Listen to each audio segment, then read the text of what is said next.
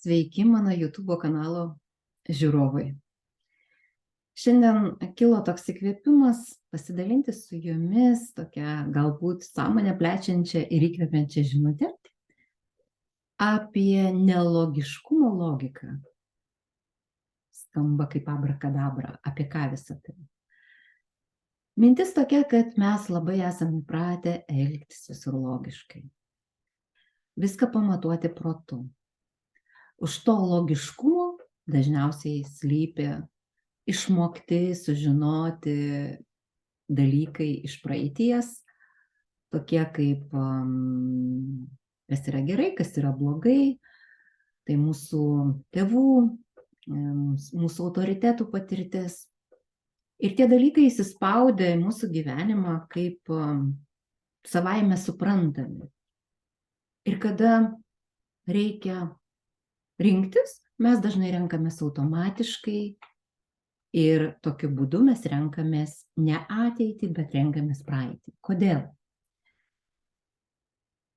Jūs turbūt girdėjote visi, žinot visi, kad mes gyvename dabar truputėlį naujoje, kitokioje realybėje negu kad anksčiau.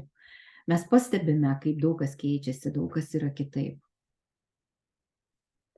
Mes pamažu pereiname į kitokio pobūdžio, kitokios kokybės gyvenimą. Tačiau tame kitokios kokybės gyvenime reikalingi kitokie sprendimai, posūkiai, nelogika, ne tai, ką mes esam įpratę daryti automatiškai, autopilotu, o pasirinkti kardinaliai kažką tai visiškai naujo. Kada mes pasirenkame naują, atsiranda kažkas tai naujo.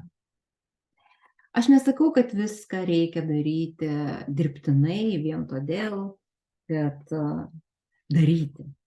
Labai svarbus yra motyvas, kodėl mes tai darom. Ar mes tai darom sąmoningai, norėdami išplėsti savo erdvę, padaryti kažką kitaip, negu kad esame įpratę. Aišku, jeigu mus viskas tenkina, tai galim savo būti ten, kur esam. Tačiau jeigu norime gražių pokyčių, išsiplėtimo, tuomet labai vertinga pasielgti nelogiškai. Pabandysiu paaiškinti, ką turiu galvoje. Labai dažnai tie nelogiški sprendimai būna pragmatiški, padiktuoti saugumo instinkto.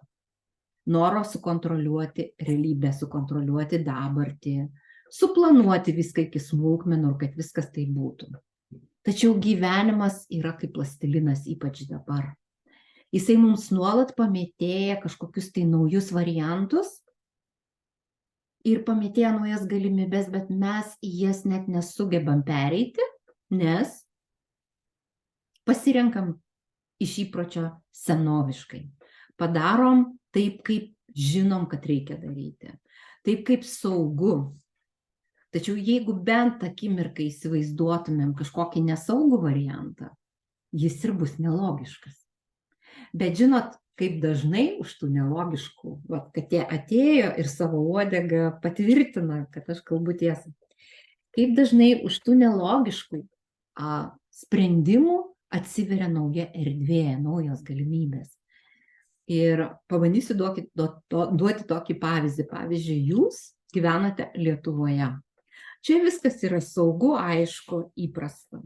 Jūs turite savo namus, kur mokate mokesčius ir jums pasiūlo važiuoti į kokią nors šalį, kur nėra jokių aiškumo, kas ten bus.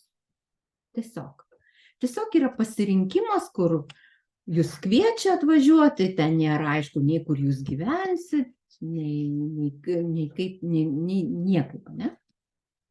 Ir jūs pasirenkate, žinoma, gyventi Lietuvoje su savo tuo saugiu darbu, saugia erdve namų, saugiais artimaisiais. Ta prasme, visa tai, kas jūs supa, saugu, aišku, sukontroliuojama, įprasta.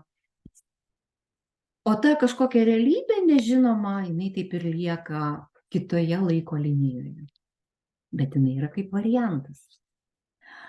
Tačiau, o kas jeigu aš peržengčiau tą saugumo zoną ir išeičiau į tą nežinomybę ir pasirinkčiau tą nesaugų, nelogišką sprendimą ir išvažiuočiau į tą šalį, kur nežinau, kas bus. Arba, pavyzdžiui, jums ten pasiūlo, kur gyventi, o prieš išvažiuojant pasako, kad ne, jūs ten negalėsit gyventi, nes ten pasikeitė aplinkybės. Na, padarykim tokias sąlygas geriau. Ir viena kategorija žmonių sakytų, ne, aš liksiu geriau namie, kur viskas aišku ir saugu. Tačiau bus kategorija žmonių, kurie išvažiuos, nuspręs išvažiuoti, nesvarbu, kad atsakyti apartamentai ir neaišku, nei ką ten vyks, nei ką, ir niekas neaišku, ne?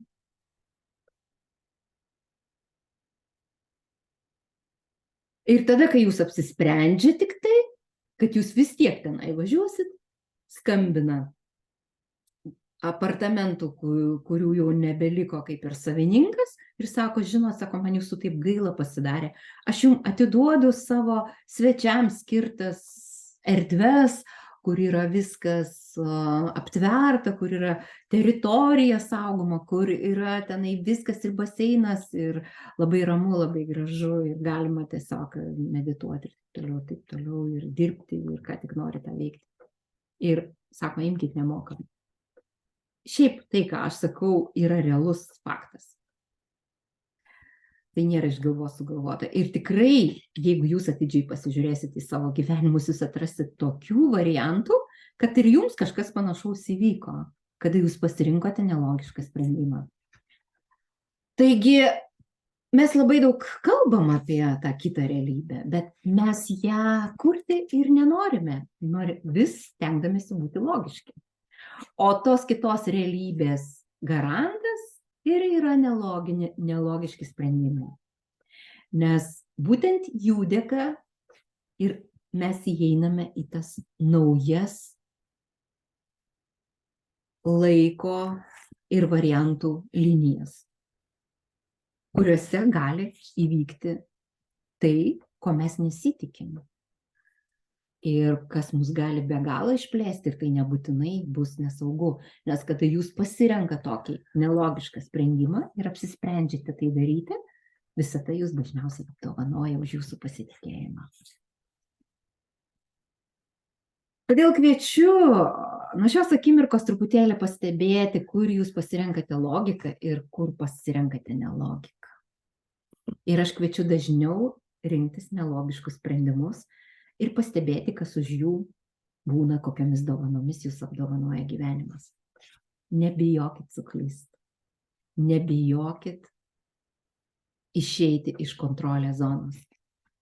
Gyvenimas nesukontroliuojamas ir kuo toliau, tuo labiau jisai toks bus. O kuo daugiau pas jūs bus vidinės laisvės ir atsiverimo priimti nežinomybę, tuo bus lengviau. Todėl linkiu nuoširdžiai nelogiškų sprendimų ateinančiais metais, o gal jų ir dabar. Pasidalinkit, kaip jums sekasi būti nelogiškais. Iki.